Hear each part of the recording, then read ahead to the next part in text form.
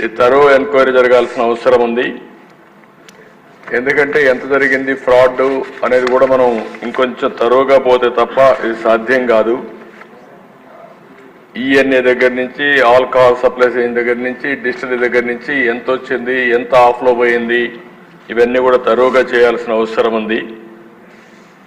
అందుకనే 5 సంవత్సరాలు లక్షల కోట్ల రూపాయలు నగదు అమ్మకాలు జరిగాయంటే అది కూడా సొంత డిస్టిలరీస్ పెట్టుకొని చేశారంటే ఇది చాలా భయంకరమైన పెద్ద స్కామ్ ఇది.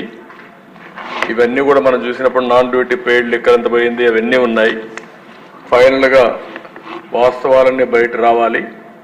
అందుకనే ఈ ప్రభుత్వం దీన్ని సిబిసిఐడి ఎంక్వైరీకి ఇస్తూ అదే సమయంలో దీని అవసరమైతే ఈడీ సపోర్ట్ కూడా తీసుకోవడానికి పెద్ద ఎత్తున క్యాష్ ట్రాన్సాక్షన్ జరిగాయి కాబట్టి వారికి కూడా రెఫర్ చేస్తాం. అన్ని విధాల చర్యలు తీసుకుని మళ్ళా ప్రజల ప్రాణాలు కాపాడడానికి ఈ రాష్ట్ర ఆదాయాన్ని ఏ విధంగా దుర్వినియోగం చేశారో అవన్నింటిపైన యాక్షన్ తీసుకోవడానికి ప్రభుత్వం సిద్ధంగా ఉంది. ఒకటి ప్రజల ప్రాణాలు, ప్రజల ఆరోగ్యం, అదే సమయంలో పెద్ద ఎత్తున అవినీతి ఇవన్నీ ఉన్నాయి. అన్ని కోణాలు దీంట్లో బయట రావాల్సిన అవసరం ఉంది.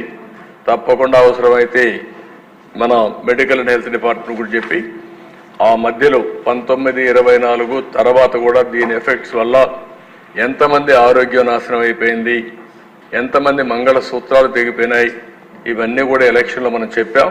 అవన్నీ కూడా ఎస్టాబ్లిష్ చేయాల్సిన అవసరం ఉంది.